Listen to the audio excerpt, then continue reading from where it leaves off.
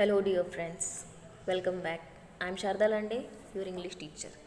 Students, in our previous lecture, you study your 19th number lesson, The Ugly Duckling, right? So, in this lesson, you study the first two pages, okay? And the last page is remaining.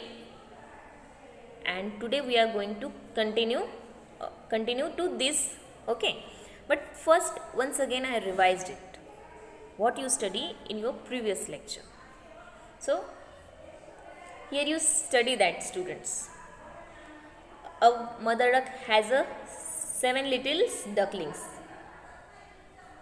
but one is a very big and its feather were grey and shaggy. It looks so ugly. And other 6 are, they are very soft, fluffy and yellow, and they are looking like it's very beautiful. It's so beautiful, but the one is look so ugly, and that's why other 6 ducklings are hated him. They not to allow him to play with them. And the mother duck was very upset.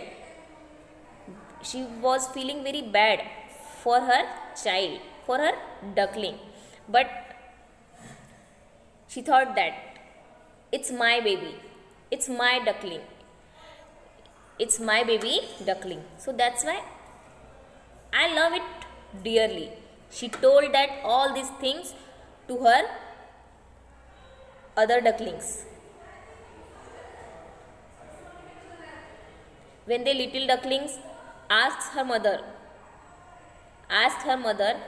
Mom, we all are very smart and we all are very beautiful, but this big fellow looks so different, and why is he so ugly? So what the mother said, that his mother only said that he is mine and I love him. जैसे कि मैंने आपको बताया students, इस lesson में आपने पिछले lecture में क्या पढ़ा?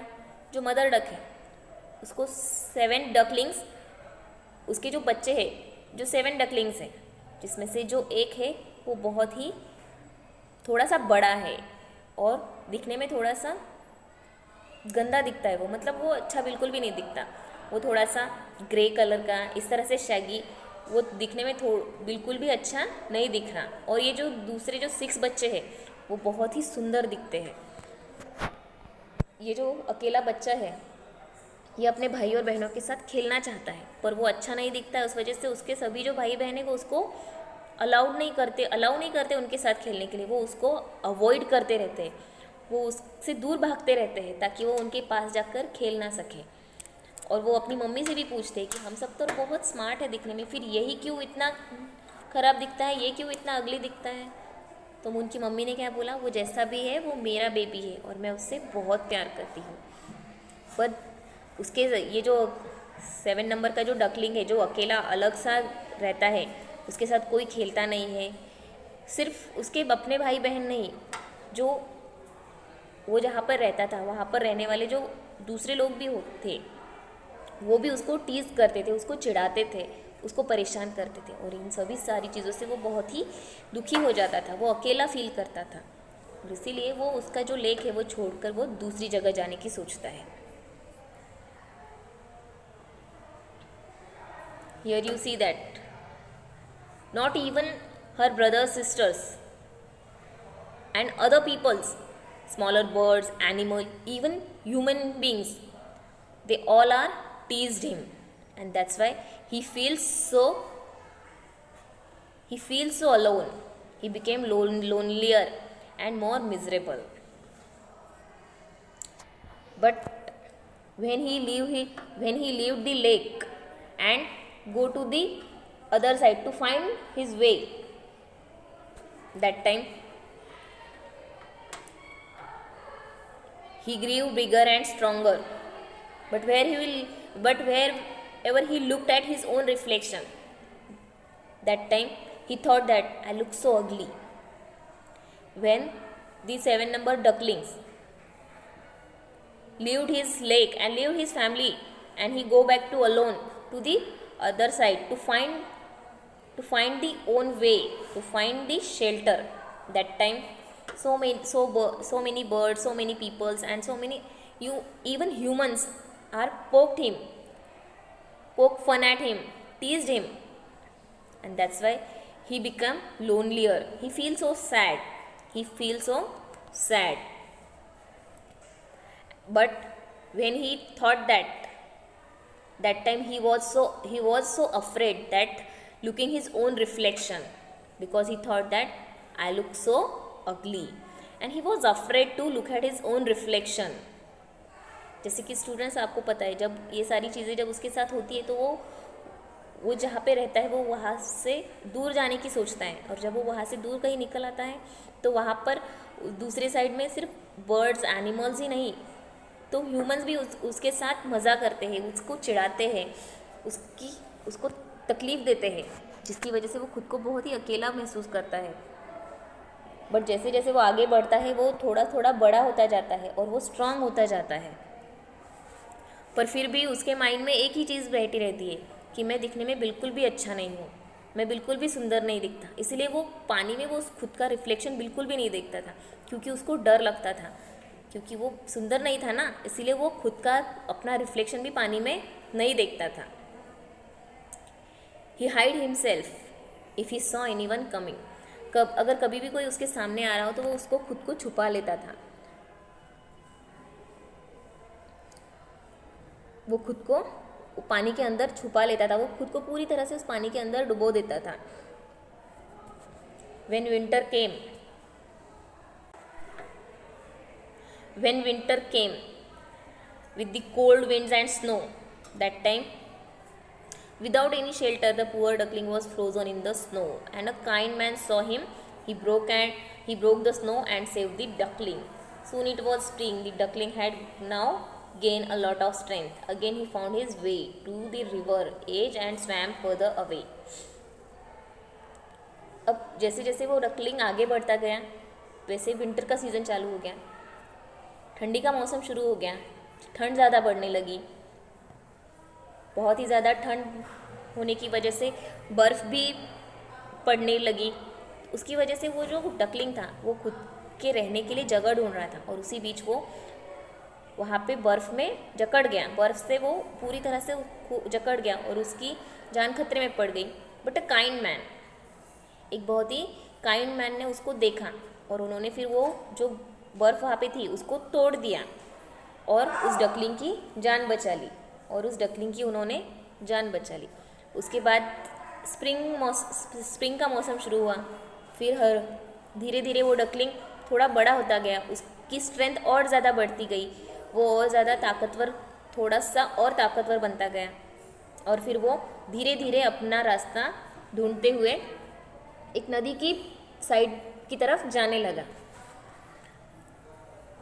One fine morning, he flapped his wings against his side. He rose high into the air. He flew on and on till he found himself in a beautiful fragrant garden. एक दिन क्या हो गया, पानी में चलते समय ऐसे ही उसने उसके खुद के जो पंख है उनको ऐसे उड़ाने की कोशिश की, तो उसने देखा कि उसके पंख अब उड़ने लगे.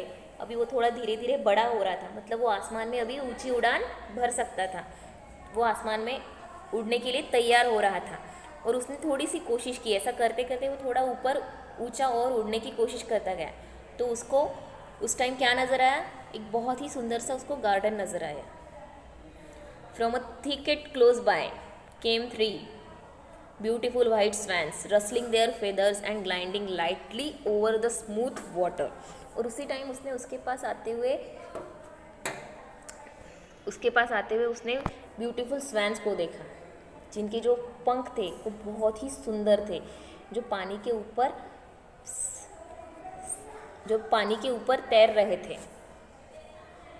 The duckling remembered the lovely birds. He was afraid to meet them, but he felt a strange longing to be with them. He made up his mind to approach them, no matter how badly they treated him later on. He swam towards the beautiful birds and bowed his head down to the surface of water. And what did he see? in the clear stream below his own image, no longer a dark grey, ugly bird, but a graceful and beautiful swan. The other swans swam round the newcomer and welcomed him. The bird that had lived a miserable life as an ugly duckling was a swan after all. He curved his slender neck and cried joyfully from the depth of his heart, I never dreamed of such a happiness as this while I was an ugly duckling. Now here students, you see this. The duckling remembered the lovely birds. He was afraid to meet them, but he felt a strange longing to with them. क्या हो गया एक बार, जैसे कि आपने ऊपर देखा कि एक बार उसके पास बहुत ही वो जो डकलिंग था उसने उसके पास खुद के पास आते हुए बहुत ही सुंदर से स्वैन्स को आते सब टाइम देखा. वो बहुत ही सुंदर थे, उनके जो पंख थे वो भी पानी पे बहुत ही अच्छे से तैर रहे थे. और वो उनको उसको जब उनकी याद आई तो वो डरने लगा उनसे मिलने के लिए. उसको ऐसे लगा कि मैं बिल्कुल भी सुंदर नहीं हूँ, ये मुझसे मिलेंगे या नहीं मिलेंगे, मैं इनसे मिलूँ या नहीं मिलूँ. But he made up his mind to approach them no matter how badly they treated him later on. पर फिर भी उसने क्या तय किया, उसने सोचा कि कोई बात नहीं, ये अगर मुझसे नहीं भी मिलना चाहते तो भी मैं इनसे मिलूँगा. मिलने के बाद ये मुझे किस तरह से ट्रीट करते ये बात की बात है, पर अभी मुझे उनसे मिलना ही है. He swam towards the beautiful birds and bore his head down to the surface of water. फिर वो वैसे ही स्विमिंग करके वो जो स्वैन्स थे उनके पास जाके पहुंच गया. And what did he see in the clear stream below? His own image, no longer a dark grey ugly bird, but a graceful and a beautiful swan. जब वो उनके पास जाने लगा स्टूडेंट्स, तो उसने क्या देखा, वो जो अगली डकलिंग था, अभी तक जो खुद को अगली समझता था, उसने क्या देखा, उसने उस पानी में खुद का रिफ्लेक्शन देखा. वो जो अगली डकलिंग था उसने पानी में खुद का रिफ्लेक्शन देखा. क्या देखा उसने, no longer a dark grey ugly bird but a graceful and a beautiful swan. क्या देखा उसने उस टाइम, वो बड़ा सा लॉन्ग सा डार्क ग्रे कलर वाला अगली बर्ड अब नहीं रहा था. अब वो क्या हो गया था, ग्रेसफुल एंड ब्यूटीफुल स्वैन. अब वो थोड़ा सा बड़ा स्वैन हो गया था. The other swan swum round the new Qamar and welcome him. और जो दूसरे जो स्वैन थे वो वहाँ पर स्विमिंग कर रहे थे और उन्होंने जो न्यू कमर मतलब जो उनके बीच में जो नया एक स्वैन आया था उन सब ने उसको वेलकम किया, उन सब ने उसका स्वागत किया.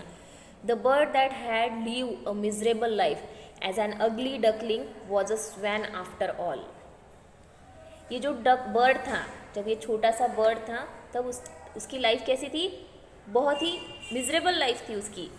उसको बहुत ही ज़्यादा तकलीफ़ होती थी, सब लोग उसको चिढ़ाते थे, टीज़ करते थे. वो खुद को उस टाइम बहुत ही ज़्यादा अकेला फील करता था जब वो एक छोटा सा अगली सा डकलिंग था. Was a swan after all. But अब वो क्या हो गया है, अब वो एक डकलिंग से वो अब एक बड़ा सा स्वैन हो गया है. He curved his slender neck and cried joyfully from the depth of his heart. और जब उसने खुद का रिफ्लेक्शन पानी में देखा उस टाइम वो बहुत ही ज़्यादा खुश हुआ. इतना खुश हुआ कि वो खुशी से मारे रोने लगा. डेप्थ ऑफ हिज हार्ट, वो अपने पूरे दिल से उस टाइम रोने लगा. I never dream of such happiness as this. और वो क्या बोलने लगा, मैंने ये सपना कभी नहीं देखा था. While I was an ugly duckling. उसने क्या कहा लास्ट में, मैं जब अगली डकलिंग था, मतलब जब मैं बहुत ही बुरा दिखता था, बहुत ही गंदा दिखता था, कोई भी मुझे उस टाइम पसंद नहीं करता था, उस टाइम मैंने ये सपना नहीं देखा था, ये मैंने कभी भी ड्रीम नहीं देखा था कि मैं सच में इतना अच्छा स्वैन बनूंगा आगे चल के. और उस वजह से वो लास्ट में बहुत ही ज़्यादा रोने लगा. So it's called it the ugly duckling. Students, let me tell you one thing to you. You study in your second lesson also SFS Fables. You know that in that story you also study the message. If we want something or we love something, so it is always good for us. It's not the rule. It's not the rule of the nature.